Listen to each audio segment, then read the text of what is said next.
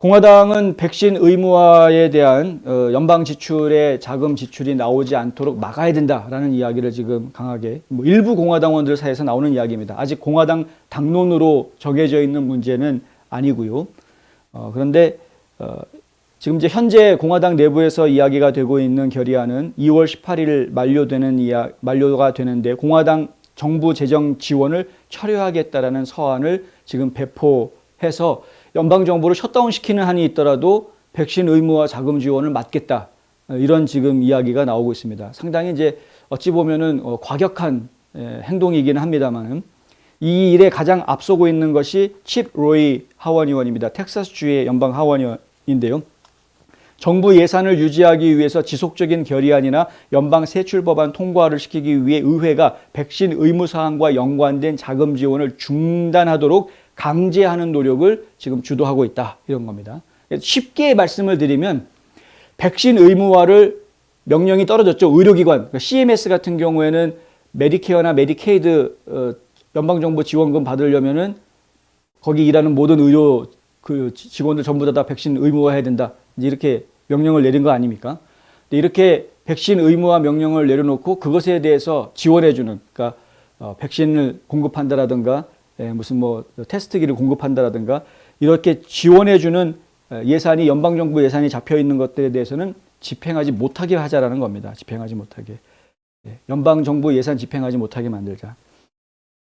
현실적으로 가능하냐?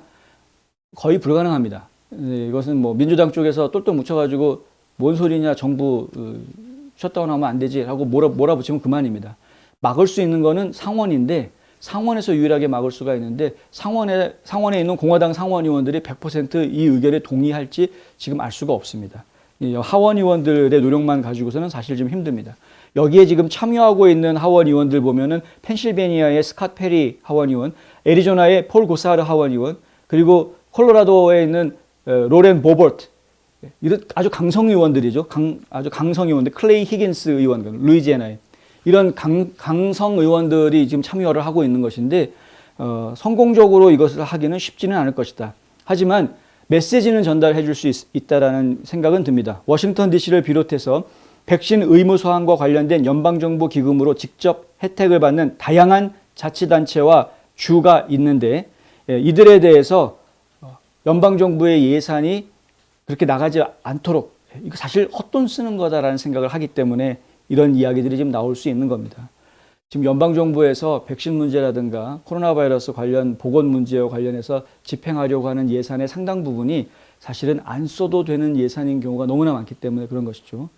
그래서 이런 부분들을 지금 함부로 예산을 막 쓰지 못하게 지금 막아야 되겠다라는 이야기들이 나오고는 있는 것인데 의미는 알겠습니다만은 그러나 이것이 쉽게 되지는 않을 것 같다.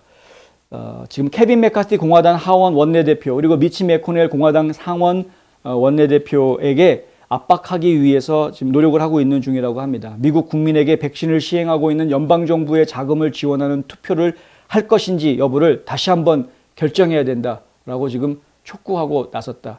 지금 이제 케빈 맥카티 대표도 마찬가지고 미치 매코넬 대표도 마찬가지고 충분히 이해는 하겠으나 이게 과연 현실적으로 우리가 가능한 일이겠느냐라는 생각들을 할 거는 같습니다.